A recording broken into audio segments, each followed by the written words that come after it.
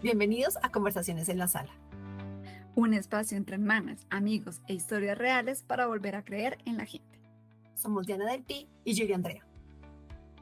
Hola a todos, bienvenidos nuevamente a nuestra hermosa sala. Hola, querida hermana, ¿cómo estás? Hola, hermana mía, muy bien. Me alegra. Y hoy estamos muy felices de estar acá en nuestra sala con una personita a la que conocimos precisamente las dos en clase. Ella fue nuestra maestra. Yuri empezó a motivarme para estudiar algo y en ese lugar donde estudiamos geometría sagrada conocimos a Cindy Cristina Hernández Ramírez. Así es como a ella le gusta que uno le diga con todos sus nombres por aquello del linaje. Hola Cris, bienvenida a nuestra sala. Hola, feliz día, tarde, noche, como estén escuchando este día. Qué rico estar aquí con ustedes. Bueno, pues sí, es una gran bendición contar con personas como tú que nos han ido enfocando y nos han ido enseñando nuevas prácticas y nuevas facetas para nosotras mismas. Pero para empezar, aquí a nosotros nos gusta recordar un poquito nuestra infancia, cómo era Cindy Cristina cuando era pequeña. ¿Cómo era Cindy Cristina? Yo le digo la Cristinita, siempre me refiero a la Cristinita. Digo, la Cristinita era una niña callada, tímida, una niña que creció en un contexto muy solitario, ¿no? Vengo de un núcleo familiar chiquitito, mamá, papá y hija única. Y también con cosas de cuando mi mamá y mi papá, yo tenía 1 año, mi papá falleció, entonces crecí en ese núcleo luego de mamá y hijita. Entonces fui solitaria, tímida, muy creativa. Siento que también esa soledad y ese estar como quietita en un lugar donde habían muchos adultos me hizo ser muy creativa, buscar formas de jugar con diferentes cosas, con un papel, con una tela, con cosas como que estaban ahí en mi casa.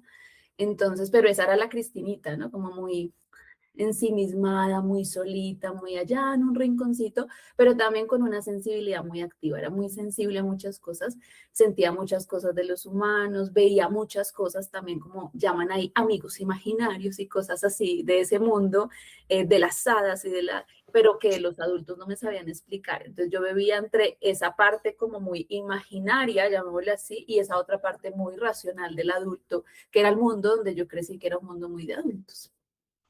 Y escuchándote, Cris, y conociéndote un poco de cerca en los espacios que hemos compartido, hay algo que traes en ti y es esa conexión con la creatividad, pero también con los instrumentos musicales. Ajá.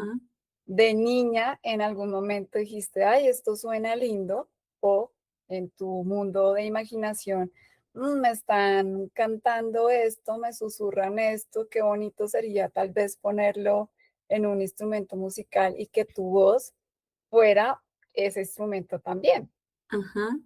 Mira que ahorita que me lo preguntas, la conexión con la música siempre ha estado soy muy sensitiva a los sonidos, ¿no? Y siempre que había un sonido que me llamaba la atención, yo volteaba a mirar, ¿no? Y era muy tan rico esto, cómo se siente, era como, haz de cuenta como si la música no solo se escuchara, sino que yo la podía sentir en mi cuerpo y el efecto en mi cuerpo desde muy chiqui. Entonces me acuerdo mucho de canciones de las películas o de las canciones de La Sirenita. Y me acuerdo mucho de un cuento que tuve que era como en un audiolibro, era el de La Sirenita y ahí habían las canciones. Y yo era feliz y yo se lo escuchaba y lo escuchaba y lo escuchaba y lo escuchaba. En esa época también habían cassettes, entonces yo grababa canciones de las emisoras, crecí con Colorín Colorado, donde todo era Ay, con cuentos. sí, Entonces sí, siento que sí. sí hubo una conexión ahí, más allá de los instrumentos, porque con los instrumentos pasaba que en el colegio ya, en las clases de música, como que yo me conectaba con cantar y me gustaba cantar. Me acuerdo mucho como mis juegos eran estar con un cepillo cantando en el espejo y creerme que era una artista así como cantante. Pero en el tema de los instrumentos a mí me pasó algo muy es que solo yo ni siquiera me preguntaban el otro día, flauta, yo no, que no creo que la flauta la aprendí. Y el instrumento que me gustaban eran las cuerdas. Pero cuando fui a tocar guitarra por primera vez, mis manos eran muy chiquitas para la guitarra que me compraron y me frustré porque no, mis manos no alcanzaban y eran muy torpes, llamémoslo así. O sea, mi motricidad en ese momento para ese tipo de instrumento no era. Y me acuerdo que me frustré mucho. Entonces yo hice como los dejé a un lado y no. Entonces me enfoqué tal vez un poco más en jugar con mi voz o con otras cosas, pero la música siempre ha estado ahí como en esa partecita. Ya en la adultez fue que encontré los instrumentos y que me evocaron esa niña que se frustró y como que dijo, no, no me voy a frustrar, yo ya puedo hacerlo. Y la exploración de los instrumentos se dio más adulta. Pero sí de niña era los cuentos infantiles llegaron a través de la música, muchos sonidos ahí a través, lo que les digo, y había una dualidad, le llamo yo, es como yo crecí con la emisora que me despertaba era Colorín Color Radio, los canticuentos, y yo llegaba a la cocina de mi casa y estaba la emisora de Radio Recuerdos, me gusta más, con música de Darío Gómez y eso, pero eran esos diferentes sonidos o mundo sonoro que había y que yo podía como comprender. Me aprendí incluso canciones de rancheras muy chiquita, pero que podía sentir, era como si pudiera sentir la emoción de esa canción. Ay, Cris, me hiciste acordar de Cololín Color Radio. Yo también llegaba toda emocionada al colegio a que mamá prendiera el radio para almorzar con esas historias. Sí, eso era hermoso. Bueno, pues en ese recuerdo del conectar con los instrumentos, también hay otra cosa con la que tú conectas muchísimo. Creo que desde lo que te he conocido, es como el punto donde empiezas a orientarte hacia todo lo que es la sanación en las personas. Y fue ya el estudiar enfermería. ¿Cómo es que te das cuenta que quieres estudiar enfermería? ¿Cómo fue ese empezar a caminar en ese momento? Mira que nuevamente viene de los juegos de niña. Yo de niña siempre jugaba a la doctora, ¿sí? Entonces mis juegos iban entre el ser doctora y entre sanar. Yo tenía mis Barbies y tenía muchas Barbies y todas las ponía como si fuera un hospital. Tenía la Barbie materna, entonces llegaba como y le sacaba al bebé y yo le atendía al parto, o sea, de ese tipo. Pero también mis juegos estaban con coser, por ejemplo, mi mamá cosía y yo siempre le cosía los vestidos a las muñecas. Entonces siempre estuvo como esas dos partes en mis juegos infantiles. Y yo cuando ya empecé como en la vida ya de adolescente, que le empiezan a llevar como orientación profesional, me dicen, ¿qué quieres estudiar? Yo quiero ser médica. Yo siempre decía, yo quiero ser doctora, quiero ser médica. Y eso que uno ya llega a esas, ¿cómo es que le llaman? Como asesorías en el colegio de que para qué es bueno uno de vocación profesional.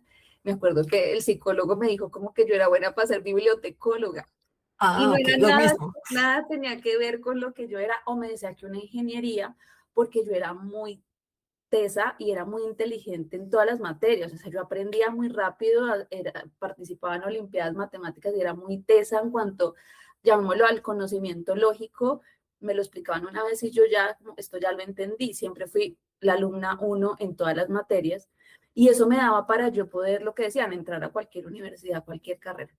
Pero también allí hubo desde mi crianza también esto de mi mamá crecer conmigo solita, siempre fue como, si vas a estudiar, entras a universidad pública. Entonces, como que en ese camino de entrar a universidad pública, me presenté a la nacional varias veces y no pasaba a medicina. Y ya la tercera vez, ya dije como, ¿qué de las otras? Y me presenté a enfermería y nutrición, fueron las dos y pasé a enfermería con un objetivo que de pronto en el transcurso de la carrera uno podía hacer transición a medicina, pero ya cuando entré me enamoré de la enfermería y hoy en día ya dentro de retrospectiva digo, de razón, si yo hubiera estudiado medicina no estaría donde estoy hoy, no hubiera tenido la posibilidad de navegar otras cosas que sí la enfermería me lo dio. Entonces ahí llego, pero siempre desde los juegos de niña había una intención del sanar, del curar, de acompañar, de esas partecitas.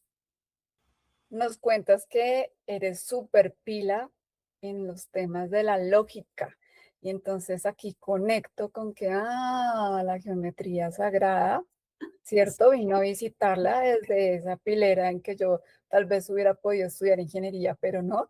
Sin embargo, encontramos que la lógica te buscó de una u otra manera, ¿no? Ha llegado a ti, te ha tocado por otros caminos y esos caminos han hecho que tú te nutras de lo que son las terapias alternativas también para ayudar al otro y por supuesto para ayudarte a ti misma. Cuéntanos cómo va eso de las terapias alternativas.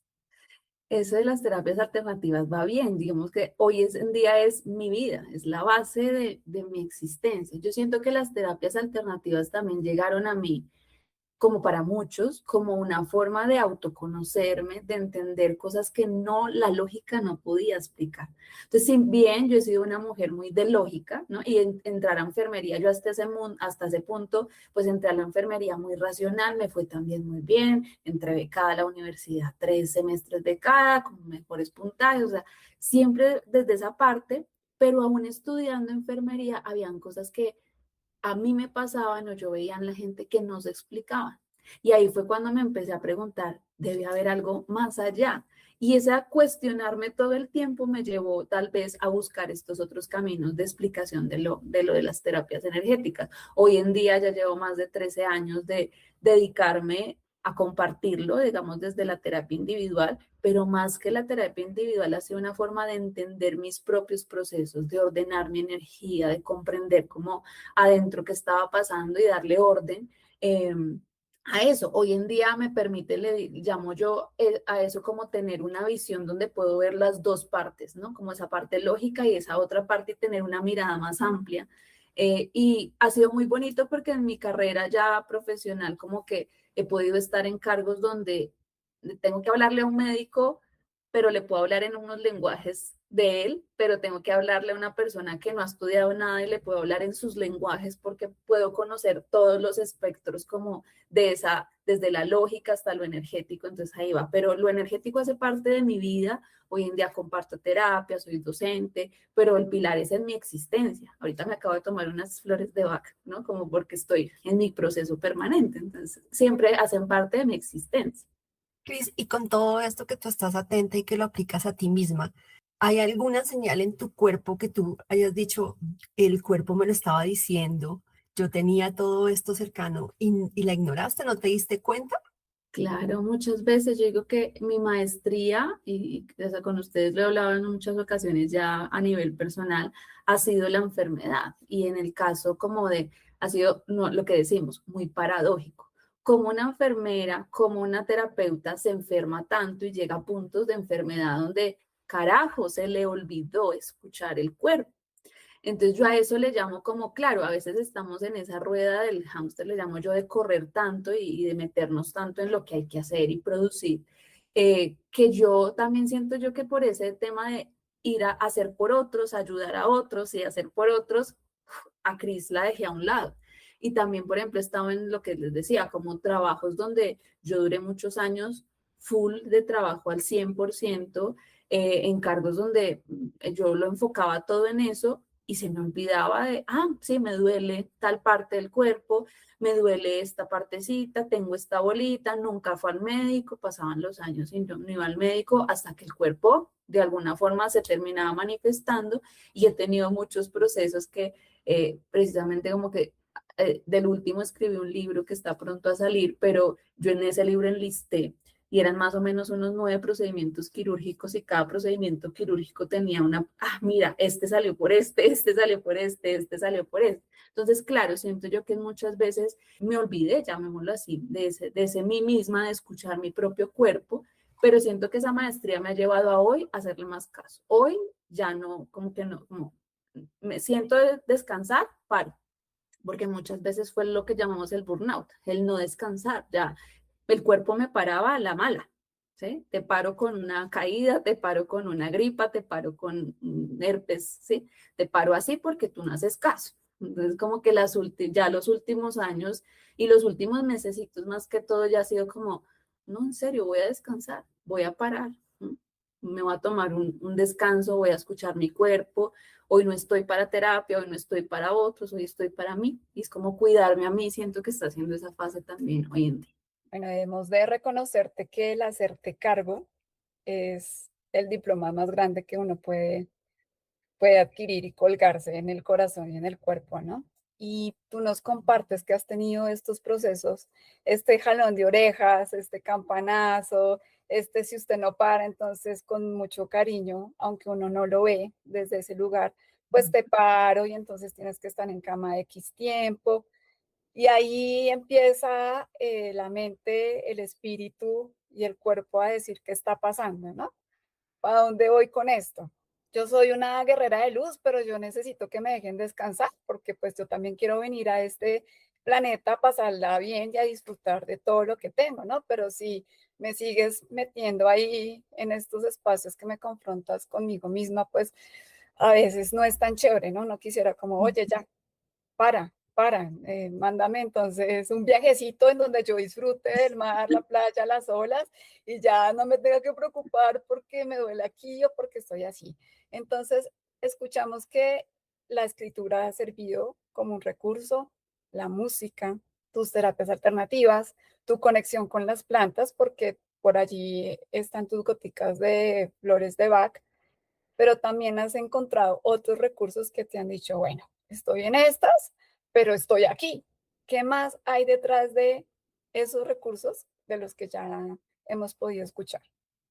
Digo que hoy en día puedo decir que todo en la vida es un recurso, en el sentido de, si me preguntas hoy en día, a veces parar, por ejemplo, una clase y irme a hacer el almuerzo, mientras hago el almuerzo, hago ese proceso de autoconciencia, o le pregunto al cuerpo, ve qué necesitas hoy, ¿quieres unos frijoles, una pasta, y el mismo cuerpo me responde. Entonces, hoy en día siento que herramienta puede ser absolutamente todo lo que existe, desde meterme al baño, por ejemplo, yo tengo una conexión, lo que tú decías, con la tierra, no solo con las plantas, sino con los elementos.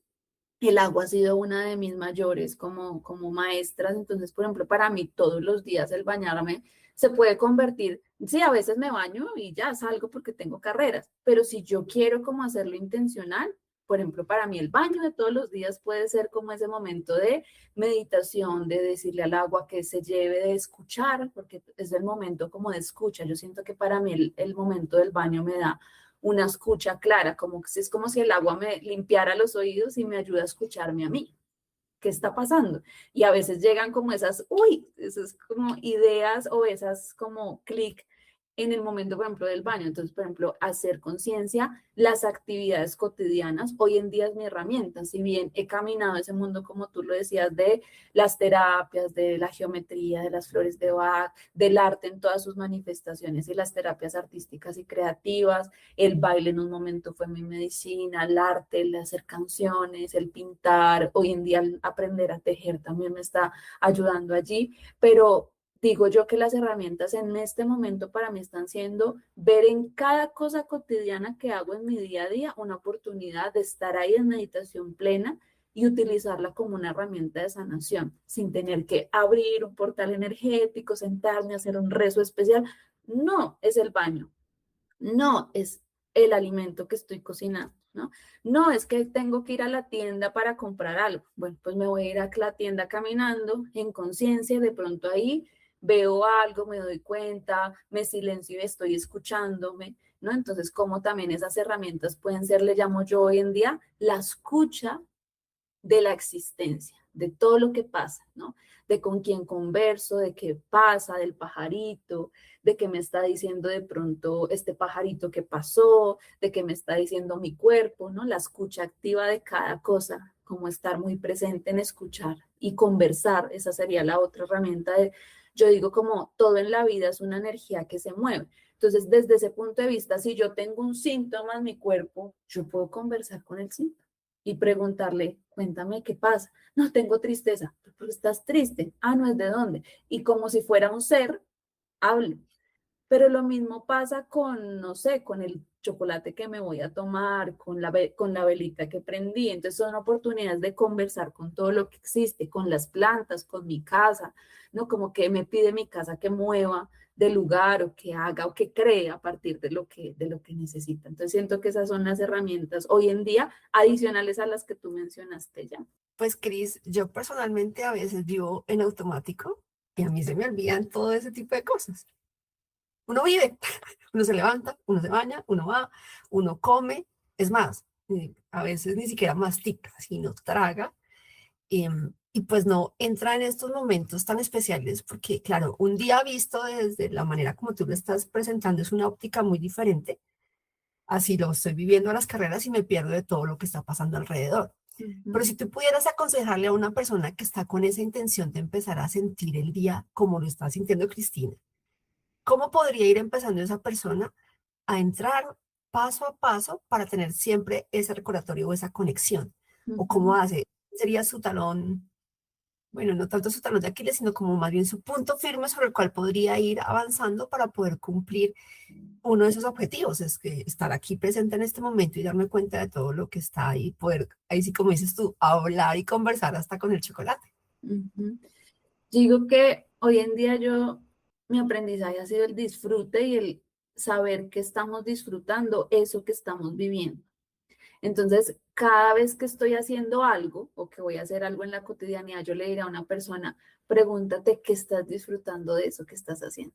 Y cuando uno se baja, uy, qué rico, ejemplo, estoy cocinando, uy, qué rico huele, qué rico, y se anclan los sentidos, como que bajo, como qué color tiene, a qué huele, a qué sabe, cómo se siente, me trae al presente. Y siento yo que, como tú decías, la mayoría vivimos, porque yo también de alguna forma siempre he estado, o sea, hasta hace muy poco empecé a hacerlo y a veces se me olvida, pero vivimos en ese piloto automático de no estar en el presente, en el disfrute de las cosas de aquí, ¿no? Es como estoy disfrutando que estoy viéndolas a ustedes en este momento y puedo verlas y puedo sentirlas y me siento junto a ustedes. Pueden pasar muchas cosas afuera, pero estoy aquí, ¿no? Pero siento yo que el llamado sería, pregúntate qué estás disfrutando de eso que estás viviendo. Ah, estoy con mi hijito. ¿Qué estás disfrutando de eso? Es tan bonito su cabello, cómo está de grande.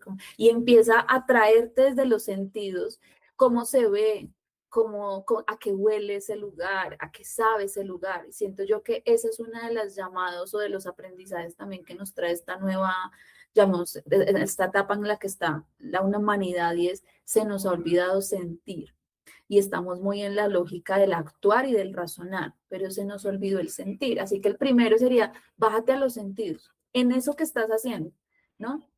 Oler, oler, ver, saborear, escuchar, a qué textura. Y ahí uno empieza a anclarse en el presente. Eso es lo primero.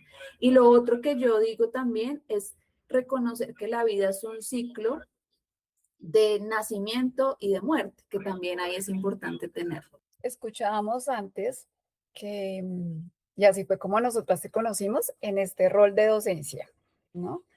Entonces, ¿ustedes cómo la conocieron? Pues porque tomamos un curso de geometría sagrada y allí empezó un camino de acompañarnos. Y no nos frecuentamos, pero nos sostenemos. Somos como esos noditos de esa red que hacen que esté ahí esa red firme. Y entonces la docencia para mí es un tema de vocación, por supuesto, está catalogada como una vocación y también ligándolo un poco a lo que decías de sentarme y sentir al otro, observarlo, pues hay un intercambio de información y una enseñanza, ¿no? Del otro aprendo y el otro aprende de mí, ¿sí? Y en estos temas puntuales que estamos hablando, pues la docencia es muy linda. A mí se me hace que toma otro color diferente a la docencia académica, en donde muchas veces uno de docente va por cumplir, hay que decirlo, y el otro va por asistir para no perder la materia, ¿no? Entonces, la docencia en niveles de conciencia diferentes es más bonito, es más gozoso, se disfruta más, llega más. ¿Tú cómo lo percibes desde el quehacer de tu día a día? Totalmente de acuerdo contigo, Yuri. A mí, la docencia y el enseñar, para mí, yo siempre digo, el que enseña aprende 2, 3, 4, 5 veces, porque siempre está en actitud de aprender y siempre está soltando creencias que no son, porque lo que ayer tú creías que era, ya de pronto mañana no es. Y entonces siempre se está renovando eso. Pero el enseñar, que tú lo dices, puede ser una vocación. Yo digo que no solo enseña aquel que tiene un título de docente o de profesor. Muchas personas enseñan y yo he encontrado maestros en personas que me encuentro en la calle sacando el perrito y es la señora que está en su casa, pero se sentó ese día a hablar conmigo y me enseñó algo. Mire, mija, esto se hace así, no se preocupe por eso. Y ahí es como hay muchos seres humanos que tenemos esa vocación de enseñar de por sí. A mí que me encanta y el otro día como que hacía esa reflexión precisamente en uno de los cursos que estoy haciendo ahorita que se llama Saberes Ancestrales para la Cotidianidad. Uno de los ejercicios que estamos haciendo es reconocer nuestras 4 habilidades, así como, no sé si ustedes se acuerdan, como en la antigüedad se reconocía como la familia de los herreros, la familia de los carpinteros, ¿sí? Es como cuáles son las habilidades mías que vienen de mi clan. Y en mí salieron como a través del registro akáshico, enseñar, crear, reparar y navegar. Esas son mis 4 habilidades. Y yo decía, ok, me decían, mírate, el enseñar ha sido en la vida. O sea, yo de niña como que lo que les decía, como era muy pila, yo le explicaba a mis compañeritas, ¿no? Es como yo era la profe de mis compañeritas, no, mira que esto es fácil, mira, y a mí me entendían, porque era como si yo lo pudiera traducir a un lenguaje más sencillo de lo que el profesor explicaba. Entonces, siempre como que el enseñar ha estado como muy innato.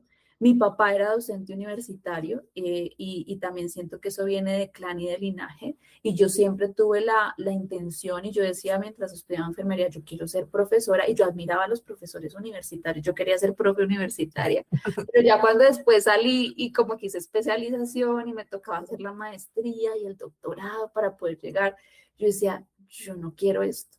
O sea, yo no quiero solo por el título, no, yo quiero, y ahí se empezaron a abrir los caminos. Entonces, sí siento que hay un aprendizaje en doble vía, sí o sí, y eso es lo maravilloso.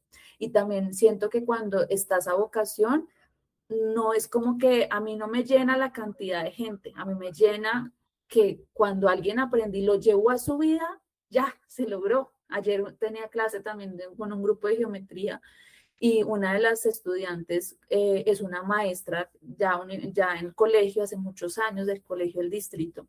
Me decía, Cris, puede llevarles la espiral de Fibonacci a los niños de 7, 8 años y se la pusieron en el cuerpo y dice, profe, qué maravilloso, profe, hagamos así, respiremos con esa figurita que trajiste que parece un caracol. Yo decía, ahí como que mi alma se iluminó y dijo, ya, o sea, la misión está, ¿no? Es como cómo se pueden de alguna forma empezar a transformar formas de ver la vida desde ese rol de enseñanza y a su vez el docente o el que enseña transformar sus formas de visión de la vida con cada estudiante que llega, porque cada persona es un mundo que te hace ver y te hace transformar y te hace que puedas hablar en diferentes lenguajes y te reta también a hacer transformación permanente.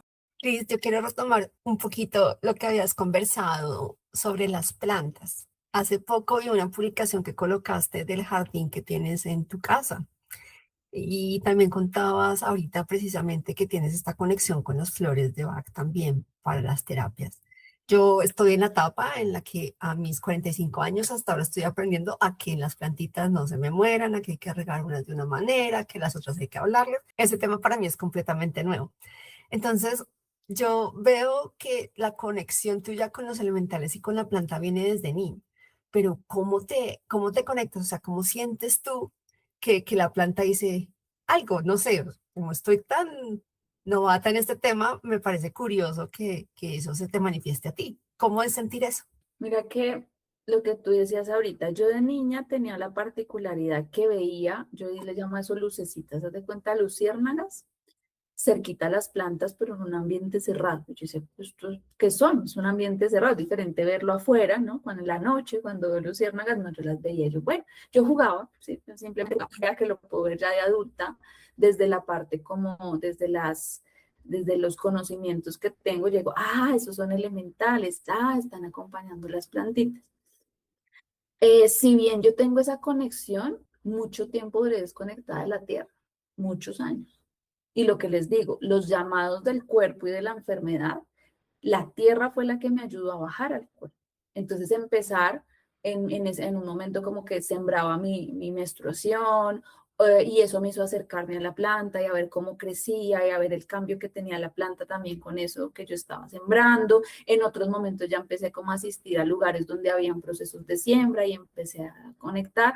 Mi mamá siempre ha sido muy de las plantas. Y mi mamá ha sido muy desde esa parte como intuitiva de las ve, esa planta está triste, mija, mírela. Y si uno le ve las hojas apagaditas, échele agüita y no sé qué. Siento que mi mamá, que sus rituales todos los sábados es día de plantas. Y cuando se sienta con sus plantas, me dice, su papá lo hacía y lo hacían juntos todos los sábados y en Semana Santa, el sábado santo, era el día de plantas. Entonces siento que vengo de escucharlas más allá de que algo te hable al oído, de ver sus Ok. lenguajes. ¿no? Ver cómo las hojitas se abren o se cierran, ver cómo las hojitas se caen, ver cómo de pronto esta planta ve, como que le están como los bordes apareciendo de una forma como que no son, como que la flor salió pero no salió del todo, ¿no? Ver que uno cuando las cambia de lugar en la casa ve porque en esta esquina estaba bien y la pasé a esta esquina y se achicopaló, ¿no? Entonces es como, siento que la primera forma de conversar con estas plantas es así, desde lo que veo, desde sus lenguajes, desde cómo se comportan, sus hojitas, su color, cómo cambia. Pero también en mi caso, a mí me pasa que, y me pasa no muy frecuente, pero a veces como que cuando le llamo yo cuando estoy en un estado de presencia absoluta y de vacío, como que no estoy con tantas cosas en mi cabeza ni mis emociones, a veces pasa que paso por el lado de una planta y yo siento literalmente como un susurro y yo le llamo ahí como las hadas o el elemental de la planta que me dice como, ve, mírame, el otro día como que pasé por una planta y se me vino la imagen de dos flores y yo dije, ay, está floreciendo. Cuando voy y le esculco, estaban saliendo dos florecitas y es como, claro, me las mostró como, o sea, pude leer de alguna forma el mensaje de la planta. Lo que narras es muy bonito porque para mí la naturaleza ha sido como ese espejo de la humanidad también, ¿no? Entonces, ella nos está enseñando, ella nos está mostrando, como tú lo decías, si las hojitas están tristes, pues la tristeza se manifiesta de esta manera, ¿no? Y es como comprender también a los seres humanos desde este lugar natural que tiene muchísima información y es muy, muy rico en historias mágicas también, como tú lo compartes.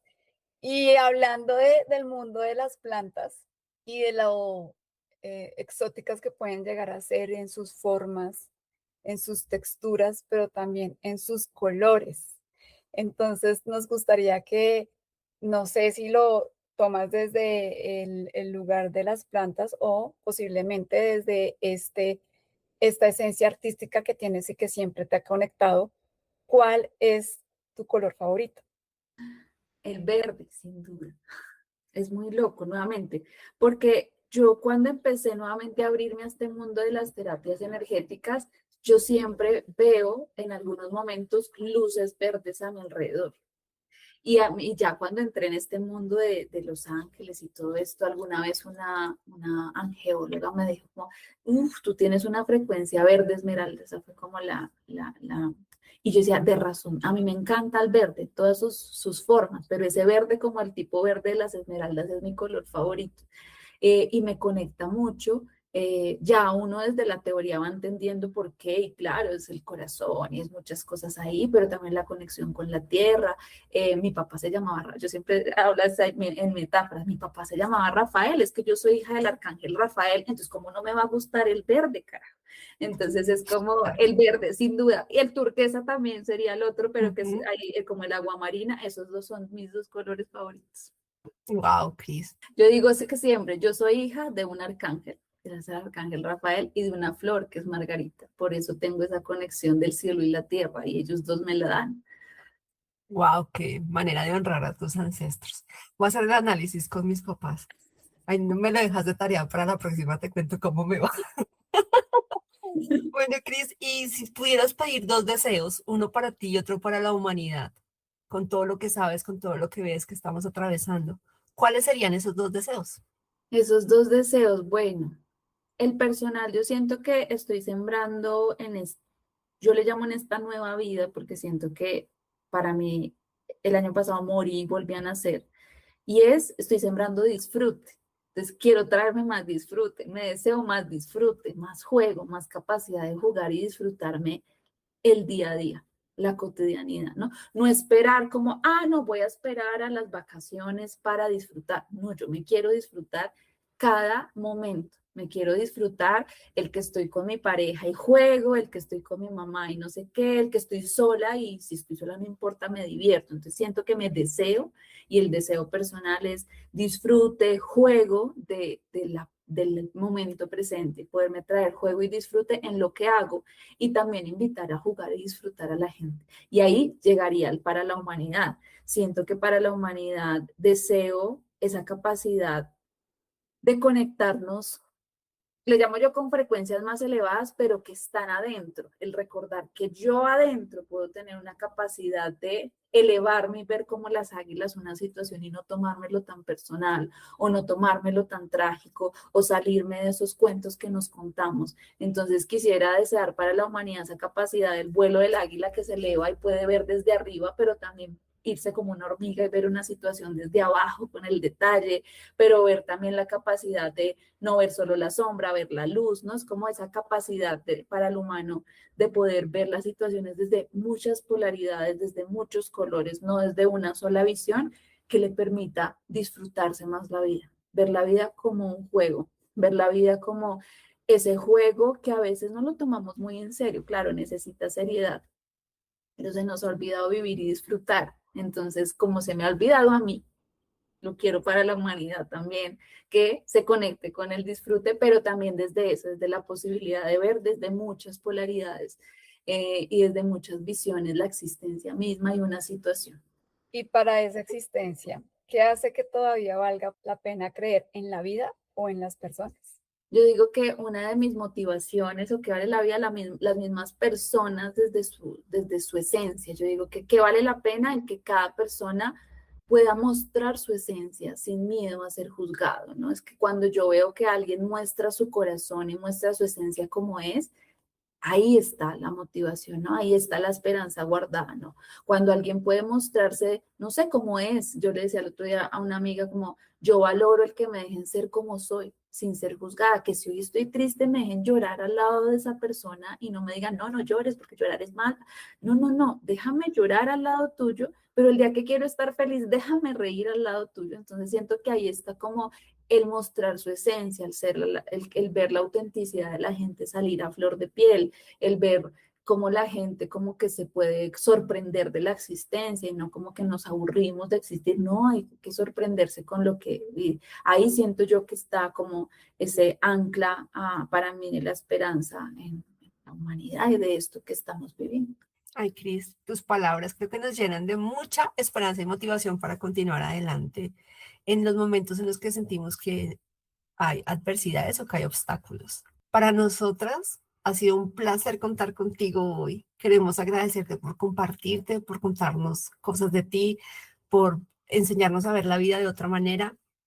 Admiro profundamente esa capacidad de explicar de manera sencilla y con plastilina, como digo yo, las cosas para poder entender un poco este mundo que ha sido como más bien trabajado o lo han querido callar y que cada día pues uno va aprendiendo más cosas y se da cuenta que la realidad es distinta y que puedes tener gafas oscuras y a pesar de tener puestas las gafas oscuras puedes ver con claridad las cosas.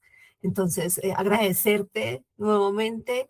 Agradecer también a todos los que nos escucharon, a los que nos acompañaron, a los que inspiraste hoy, porque con seguridad tu historia y lo que cuentas ayuda a que los demás también tengan esa oportunidad de ver con gafas oscuras la claridad.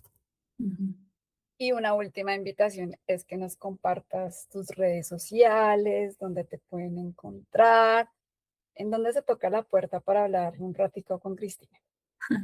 Se toca la puerta en @territorio italiana, como si fuera italiana, pero con H, italiana. En Instagram es allí y pues desde allí pueden seguir como también Spotify y YouTube, que son dos espacios donde comparto, pero el central, @territorio italiana en Instagram. Bueno, Cris, ¿cómo te fue? ¿Cómo te sentiste aquí en esta sala? Perfecto, como en casa, como su apellido lo dice, en casa. Sí, Cris, con seguridad te tendremos en una oportunidad nuevamente, porque contigo hay muchos temas más de cuáles conversar y en cuáles enfocarnos. Pero recuerden que siempre aquí tendremos conversaciones reales para volver a creer en la gente.